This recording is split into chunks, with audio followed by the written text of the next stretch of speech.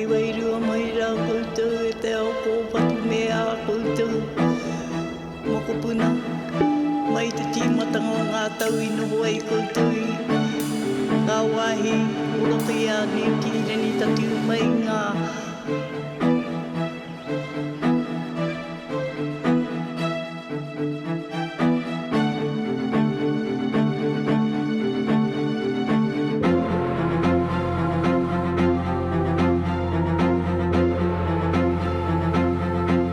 The Waikato is the longest river in New Zealand. Its vast catchment stretches from the southern fringes of Auckland to the mountains of the volcanic plateau.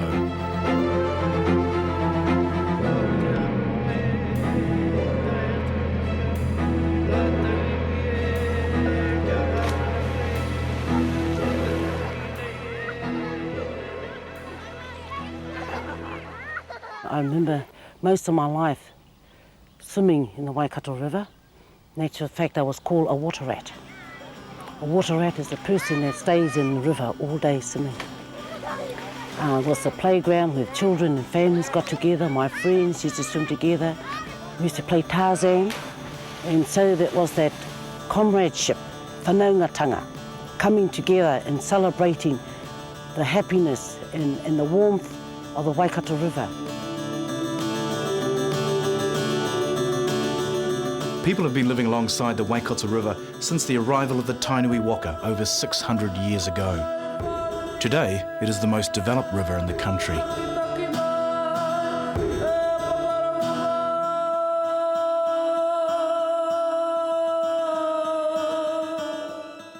In summer, the river used to go down quite a bit, and then islands pop up in the middle of the river, and that was fun. We used to have all our games out on the sandbanks there. We used to sleep there just about all day and all night just about. But we hardly ever used to go home, and we used to cook there and just enjoy life as children on the river. That river very important to us because that's our name, the name of our people, Waikato. It's Waikato Te Iwi and Waikato Te Awa. That's us, the same thing. It's no separate. Waikato is the people, Waikato is the name of the river. The river was, to us at that time, we were told it was sacred. If anyone of the family is sick, that's the first thing we do. We go straight to the river, and the old people bless us with the water, and we respect the water for that.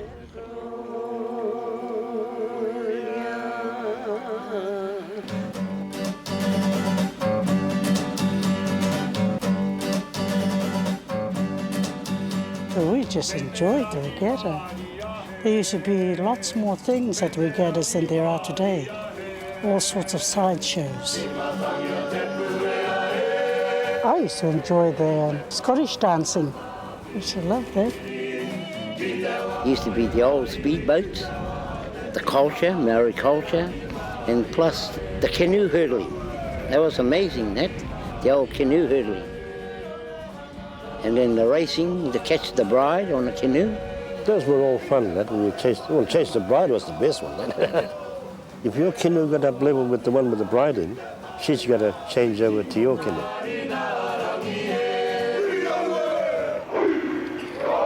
The regatta remains an annual feature of life at Ngārua Wahia.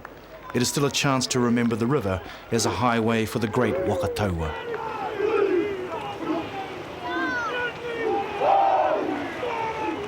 When you hear the putatara, the conch shell, and you hear the women do the karanga, and you hear in the background right up in the top there, and you can just hear the singing, the chanting, and then you can actually see the waka canoes, the war canoes, coming down, and that was that feeling like it's in your heart. It's saying, it's like wow, it's only once a year you see it, once a year you ever see a wakataua or a ceremonial waka coming down the Waikato River.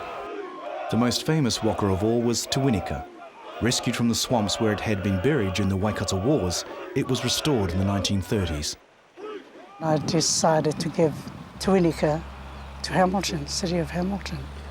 I felt Te Winika had deserved a time of rest and to preserve it, because that was the oldest canoe we had.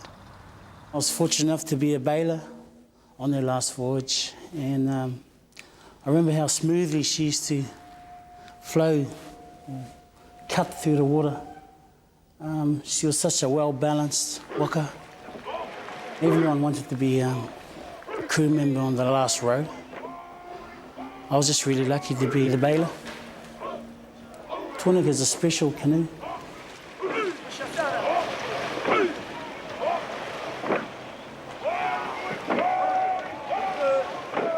The river was heaven to us people, because we didn't go out in the streets like what they do today. They all went down to the river and played in the river. You know, and That was I think where you did your thing down the river. yeah. Not on the streets like what they do today. I remember when our grandmother, when they go for a bath, they go early hour in the morning. Early hour in the morning, and I always wondered, why do they go early hour in the morning? That's the time they say the water is very warm. Very warm. The families used to wash their clothes down here. They used to bathe in it. The water was refreshing. It was clear, and it was a lovely smell to it. It was something different that from today. The river itself was the overall dominant deity. Food was in its water. The water itself gave life. It was fought over. Its food resources had to be tapped and maintained. And out of that evolved the religion and the art and the culture of a people, regardless of the tribes that live here. So I remember as a child, whenever we used to go for a swim, before we went into the water, we would always do the 5 with the water. And so the 5 was related to the 5 kings. And so today is now the 6 to Te Atarangi Kahu. Before going into the river and even into the sea, do our 6s. So the taniwha will give us protection, so the taniwha will help us out. There's been stories about people that I've known in Garoa here. There haven't been many drownings, but there have been a couple, and we were told that the person that did pass away forgot to do his 6s, and that really made us think about things, and chills went down our spines and things like that, and we're like, I know, did I do it last time? And it's just natural now. I recall when we went on the river and we were graced with the company of our ariki, Tariki Nui, Te Atarangi Kahu, and we were just idling there waiting for her boat to come in. And then all of a sudden, she waved us to come in. I felt they needed to come in quickly. I don't know why. So I said, come on, quick. And they just got into shore, and then this thing came whizzing past. Branches flying off the trees. The old people with us read something into that. And I says, oh, well, we know we better be careful on our trip up the river and give due respect to the different spots along the river.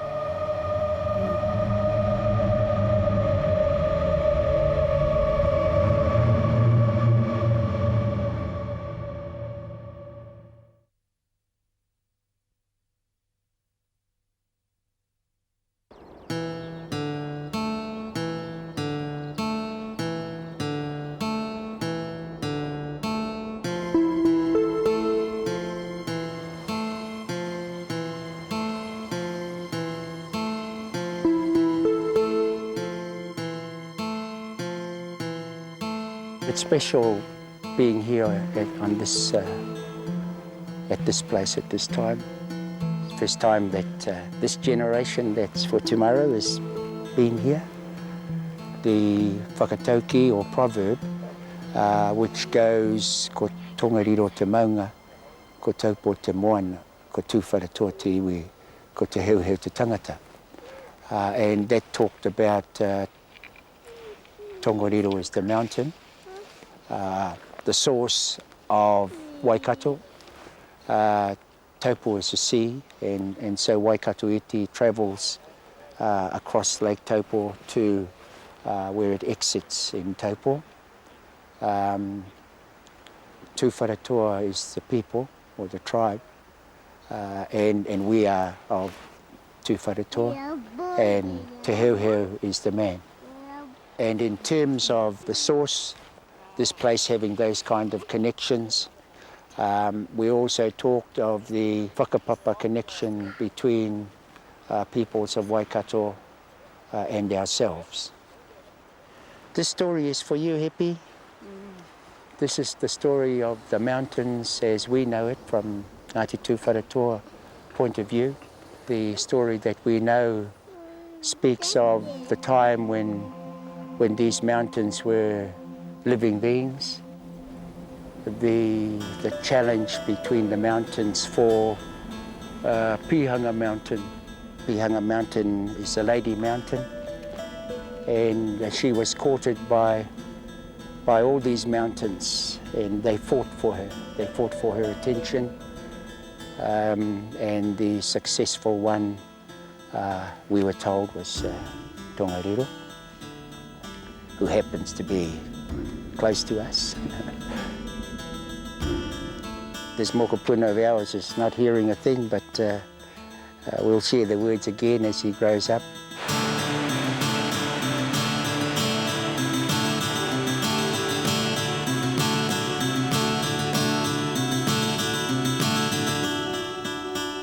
Coming home, it's just, you know, that's where your heart is home, and I love coming home.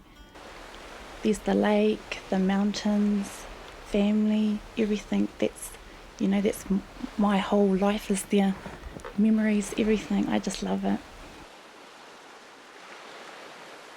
I feel very special because my mum, she's from the upper regions of the Waikato River, you know, Tongariro, the Tongariro area, and my father's side are from Ngāruawāhia, and obviously the river travels from Tongariro right through to Taupo, and then right through to Ngāruawāhia, and then finally out through Port Waikato. Tongariro and Taupiri grew up as brother and sister in the Taupo district, in the land of Ngāti Tūwharetoa. Taupiri fell in love with the rangatira from Tainui. After living happily in the land of Waikato, Taupiri became ill, and none of the tohunga could cure her. She begged her husband to send a servant to Tongariro to bring back some water from a waitapu, or sacred spring. Tongariro struck a rock with his tokotoko.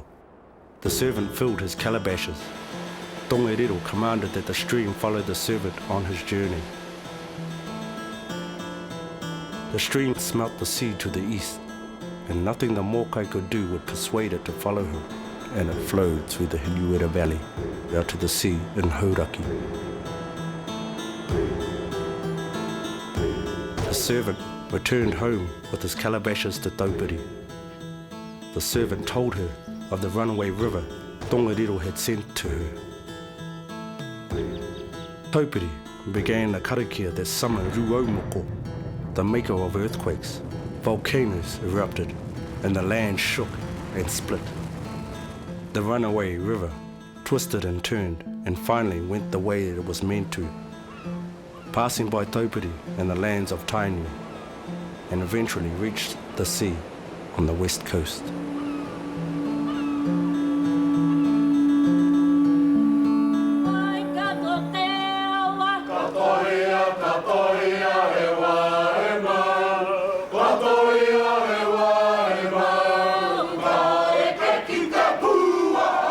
The river for me is a umbilical cord. I'm connected to this river, as along with other people, others within the tribe.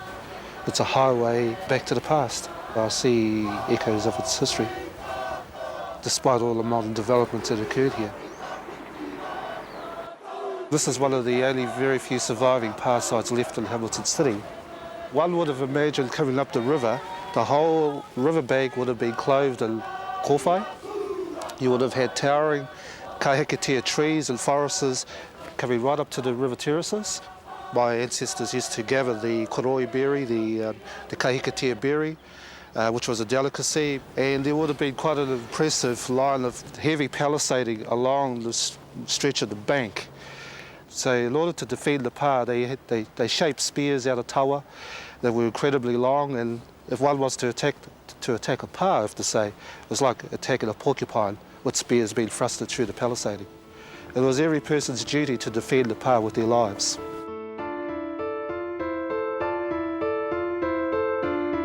European settlers arriving here quickly realised the vital part the river would play in developing the Waikato region. But it took a long time for them to acknowledge and respect the role the river already had in all aspects of Māori life. Those first arrivals found a prosperous tribe cultivating wheat and potatoes and trading with Auckland. In 1856, Annie Shepherd travelled down the river by canoe with her husband James. She became the first white woman to live at Maunga Tautari. They were such industrious natives in Mangatautari in those days. From our door, we could see the corn and wheat crops growing so high that when I walked along the tracks leading through them, I was hidden in the rich grain.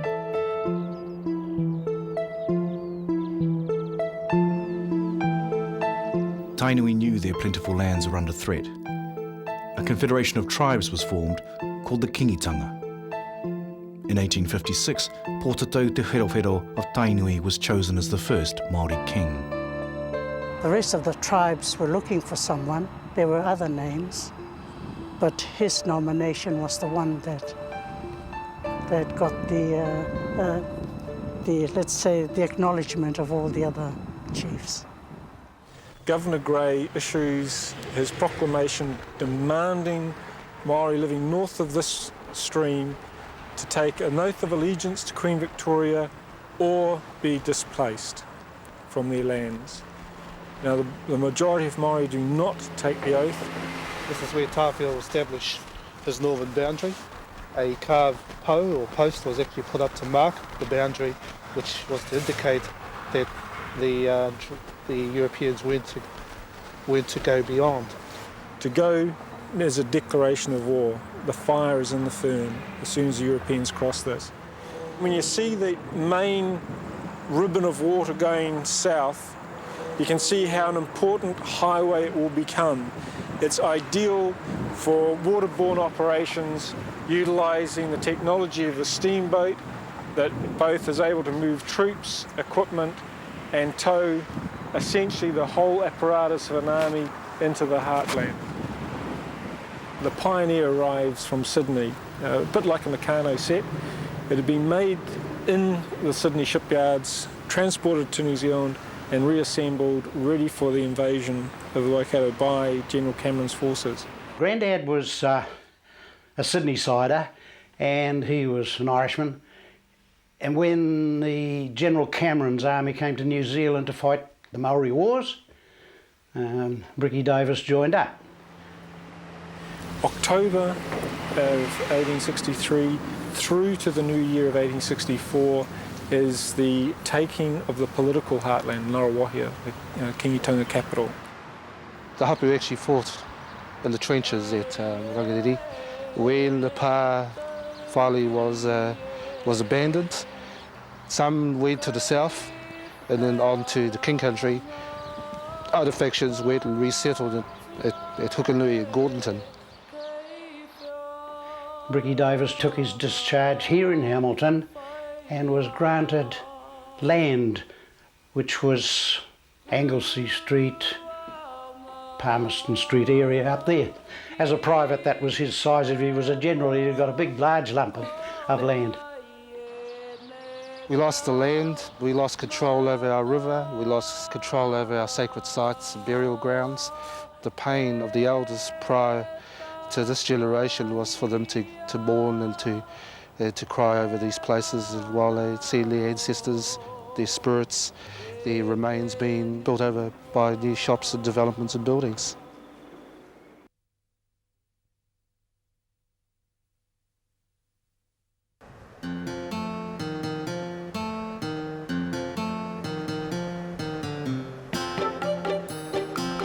One man who had a personal vision for the Waikato earned the title King of the River from his peers.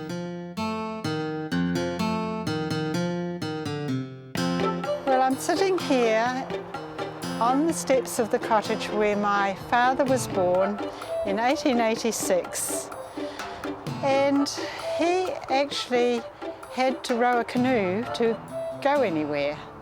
Even to Mercer to school, they had to row canoes. And after being on the river all his life, running boats, I really feel he knew something about the ways of the river. That knowledge came early to Caesar Roos. He bought his first trading boat when he was just 16. Later he moved to paddle steamers like the Rāwhiti. The paddle steamer was launched in 1925. That was 3 years after the Rest Shipping Company was formed. And the Menawai came up. That was another paddle steamer, which had been owned by Hattricks on the Wanganui before that. And the Free Trader was already there. That's lying up with the old Rāwhiti hulk up the south end of the island, upstream. And it was the earliest of all the paddle steamers. It had pieces of every boat imaginable. It was put together out of all sorts, and consequently they always had trouble with it. It was a boat that taught them a great deal about what not to have on a paddle steamer.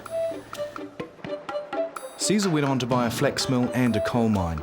His sand dredging business and quarries were prosperous, and his boats hauled it all from Port Waikato to Hamilton and back. As his empire grew, so did his reputation. Mervyn Tetzlaff, a riverman for 50 years, knew Jeanette's dad well. I was around about 8 years old then, and I used to take a tray around with soft drinks, chocolates and all that sort of yes. My pay from Caesar Roos for the day was threepence. He worked hard himself, and he expected everybody else to work hard too. That's right. Caesar Roos was known as a hard man, but he was also generous. During the Depression, he put his paddle steamer, the Manawai, to good use. Oh, the dear old Manawai, what a lovely old boat she was. The Sunshine League in Hamilton, they got these kids together and put them on the Manawai, Caesar Roos's shout, and away they went to Port Waikato for a fortnight or 3 weeks holiday. I went out there several times as a camp leader. They were happy memories, and they were beneficial to so many kids. You could actually see the difference from the day they got onto the Manawai at the ferry bank to the day they got off it again 3 weeks later. They were better looked after and better fed, and and they really had enjoyed themselves, and that's great. It was a Saturday, 9:30 we left at the ferry bank and sailed off down the river, thrilled to bits. We had lunch on the boat, I remember that. I got stuck twice on the sandbank at Mercer. They had great big poles to push us off again. 5 o'clock-ish at night, we hit the salt water, and it was quite rough. It was quite entertaining, really. And it was dark when we got to Port Waikato. We used to think it was marvellous when we were about 14 or 15. They used to have dances at night on the Manawai, We used to think how romantic it must have been, Looking out, we'd go to bed and look out the window, see the Manawai going past and the music going. Must have been great,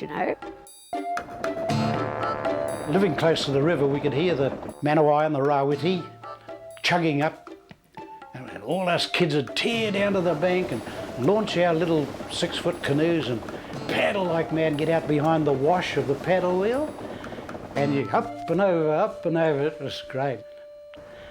Anniversary night, we went up to the island, to the canoe shed, and we must have had about 30 odd canoes.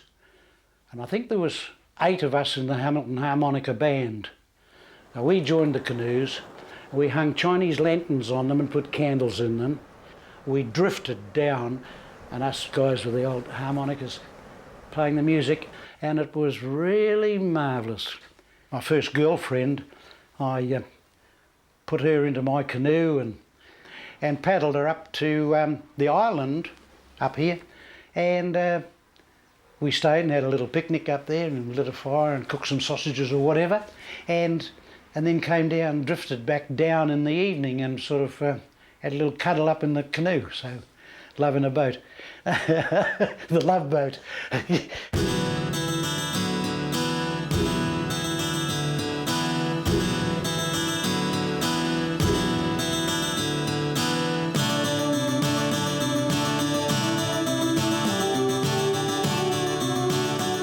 The first hydroelectric station on the Waikato River was built 100 years ago at Horahora to power the goldfields. None of us were really around when this place was running and built, and was flooded when Karapiro Lake was flooded. This was still running when they flooded it, wasn't it? Yeah, So they actually flooded the whole power station. Wasn't generating power, of course, but they just left the gates open and the turbine running. And Did they? Yeah. When the water level come up the state, there was all water thrashing around the state a bit. I do believe it was because of the mad rush to get Karapiro Lake filled and Karapiro running. When they first filled the lake behind Arapuni, they filled it too fast. And Arapuni Power Station is built on an island in the middle of the river. When they filled it too fast, they actually started to push the island over. So they were in danger of the whole dam and the island and a whole lot of it failing, so they had to drain it again. They dried up the whole of the Waikato. You know, when they filled the Arapuni Dam, of course there was hardly any water in the Waikato River at all. We made the most of it. We had a wonderful time. Normally we'd have to go all the way up to the railway bridge, over the railway bridge, right along River Road to play tennis. Well, one day we just walked across the river with our tennis rackets up in the air, you know. It was gorgeous. The river used to hurtle down the spillway, and one day someone saw some trout swimming in the actual water up the spillway, and there they were swimming, trying to get up like this at the bottom of the spillway. So we all went over to the wall and had a look, and sure enough, there they were. After a while, one or two of them got right up to the top, and they'd hover there for a while like that, and then over the top they'd go. It's 100 feet high, and the water is really roaring down. So I decided I'd write to the Herald and tell them that the trout was swimming up the Karapiro spillway. Sure enough, he printed the letter all right, and the next day Mr. Manhinnick had a cartoon. As the river was exploited for power generation, factories and freezing works were being established on its banks. The years passed and the cost to the river got higher. It's a bit of a sad thing to have happened, because the river was a beautiful river. I can remember it quite well as being very pretty to watch, going down the rapids and all that sort of thing. I suppose it would have been better to have left it, but we've had to get our power from somewhere. It was after the war, really, that things started to happen, and it started to put stress on the river. During the war years, we never wanted for anything. We had those coupons to get your pay with. We ended up with heaps of them, you know, because we didn't need them. As the years goes by, it got worse and worse. And sometimes I actually see some offals coming down from the freezing works, and a grease from a killing from the freezing works used to run down in the river. We could taste that the eels were having a queer, oily taste about them, that they didn't taste the same, and so you stopped eating the eels, and we knew that we had to do something about that. It was sort of crystal clear. And then we got to the stage where, oh, yuck, hate getting into the river, having to get through all that awful weed. We used to think of eels all through. And so it sort of gradually, I mean, then of course we were banned from swimming in the river. We weren't allowed to.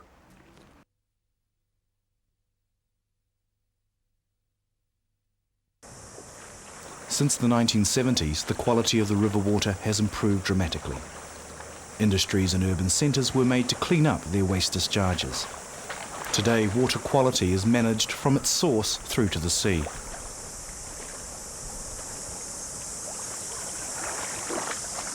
whether it's fishing or swimming or raft races or recreational activity on the river, it's all changed and developed for the better. Down here at daylight is magnificent. You just have to dodge all the people walking dogs and exercising.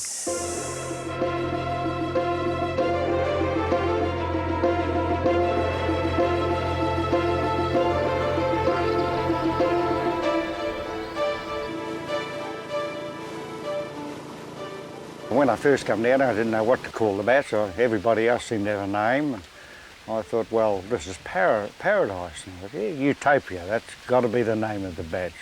So the name Utopia has been up there ever since. I came down visiting and then done a bit of duck shooting here and just fell in love with the place. In fact, to be quite truthful, there's not many people, including myself, knew that this was even here. They know the river's here, but they don't realise that there's quite such a thing as the Delta. Peace, quiet, nice people down here. I haven't really met any person I could say was a rotter since I've been here. I really haven't. Some people are a little bit different, but they're all nice people.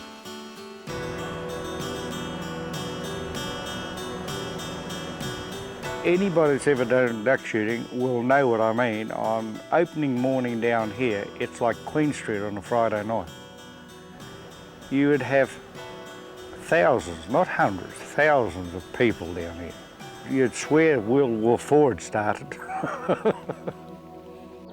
They're into it. Wainui in 1, Tarawera 2, Wainui in 3, Marikura 4, Tawhiri 5. The outrigger canoe races that we're having here, the national championships, is a really good reflection of what the river is all about. Especially here at Charitable, because of the history of old battles and things that were here. Now that's been sort of transformed into a different type of battle on the water here. It's going to be a close finish. Look at this finish. Come on, let's cheer them in. 4, 5 and 7. What a finish. Junior men's finals. Wouldn't like to call it. The waka itself is something that the Māoris, they idolise the water and the canoes.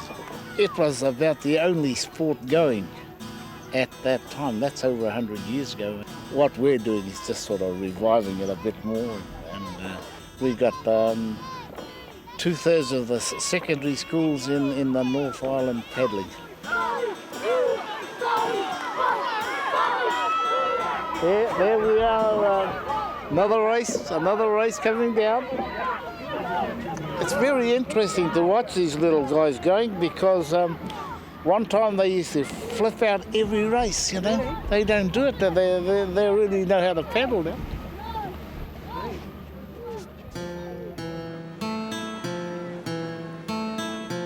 The river is still affected by pollution. Even Lake Taupo is at risk. There's only half a dozen places in the country where you can see water that's as pure as this blue, clear water coming out of the lake here. The lake water quality has always been under threat by development of the lake catchment, particularly for developments like pastoral farming.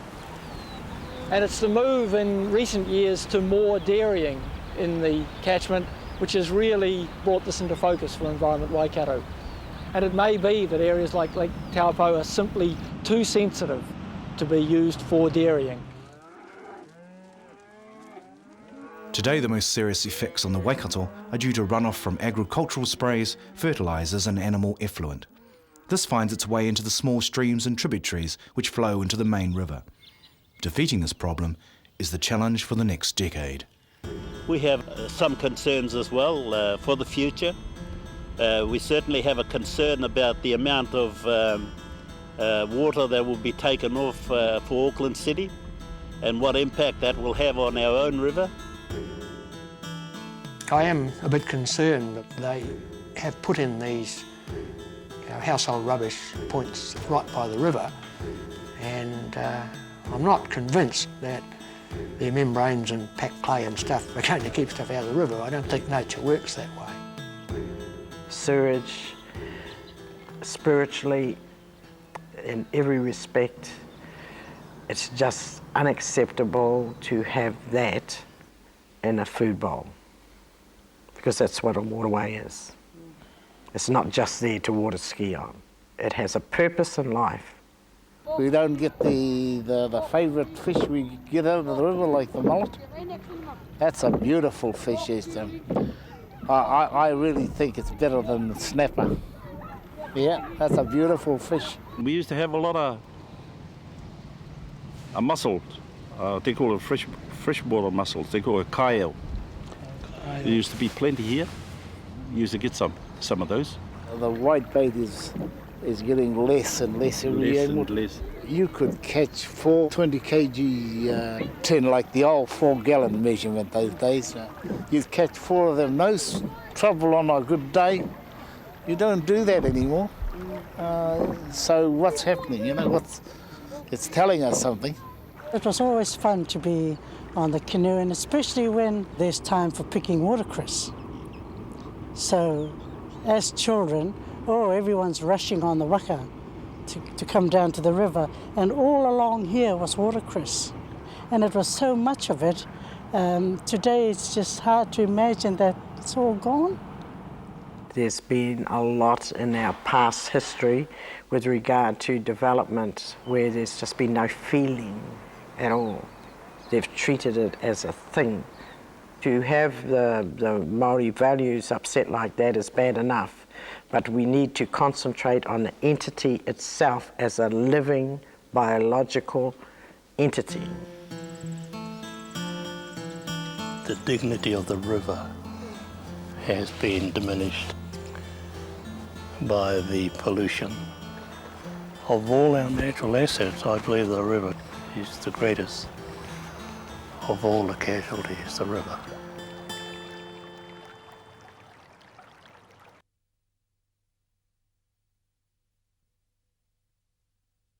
I te waha ngā hiwi ki te waha te tikanga me te rangi Maria e. Tainui are now negotiating their claim for guardianship, or kaitiakitanga of the river. Their call is for a partnership to restore, manage and protect the Waikato for the benefit of current and future generations. It shouldn't be about power. The focus should be on the river, not about the money you get from it or the money from the river as an asset. That's not what it's about. It's about the river staying alive.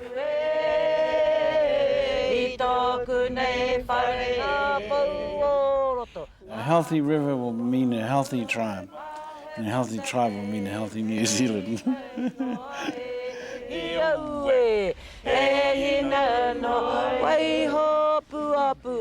Partnership is very important. We all have a duty, but we collectively feel kaitiakitanga or guardianship can be shared. All it requires is the cooperation of everybody, and I think eventually we will get there. The best way you achieve things is involving your community, and it can't just come from the so-called top that you might say of council. I think it's a bit like the old Confucius says, I have to follow them, I'm their leader.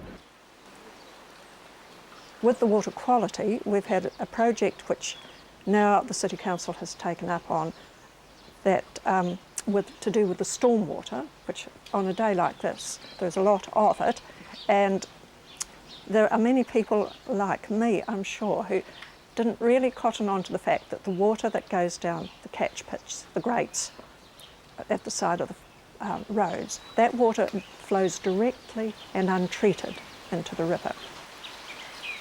One of the challenges that we now face is that the government subsidies, the government money has ceased. The government no longer pays. None of us who are ratepayers, we don't like paying. We will say, what has it got to do with us? We don't cause the flooding. We don't cause the soil erosion. That's somebody else's problem. Any industrial process has to have an impact on the environment, and society demands that it has energy to use for various things, so there has to be some impact in producing that energy. ECNZ and I'm sure Genesis are well aware of the impact that they have, and ECNZ certainly did everything in its power to minimise that impact. It's not such a bad thing to get on with these industries, these commercial people, because it's a two-way thing. Yes, you give, you take, and then you help each other for the betterment of everyone. So you can marry commercial and cultural aspirations, and I think you then get the best mix because you're doing things for the right reasons. And if you do things for the right reasons, then the outcome is good for everyone. We're nothing compared to the greatness of this earth, Papatūānuku. Nothing. I really believe that in the grand scheme of things. But when we learn to feel and to love and work together in a united, sincere way, then we really know the meaning of life, eh?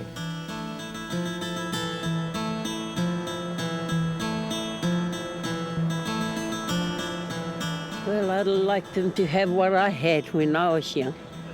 All the fun of the river and the food that was in it, and all the pleasures we got out of the river. It was beautiful. Parents and children all together, swimming together. It was, it was lovely. And that was what I'd like for my mokopinas. Without a river, well, you haven't got much. You keep it clean. It's the benefit for everyone. My mokopuna, Maori mokopuna, and Pākehā mokopuna, whoever live in New Zealand, for the benefit of New Zealand. It doesn't dry up and it doesn't get into a raging torrent. It's a beautiful river. I find it very peaceful.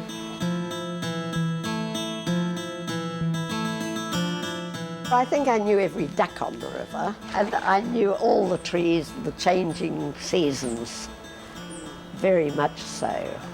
I just loved it. Yes, I miss it. I miss it. The river has looked after me. It's been there for me, it's been my tupuna, and it's helped me out. My whole being is tied up with the river, same as the life of the river is intimately part of myself too. Like I don't see them as being separate. We've got a taonga here in the Waikato. Come down from the mountains out to sea. It touches so many people on the way.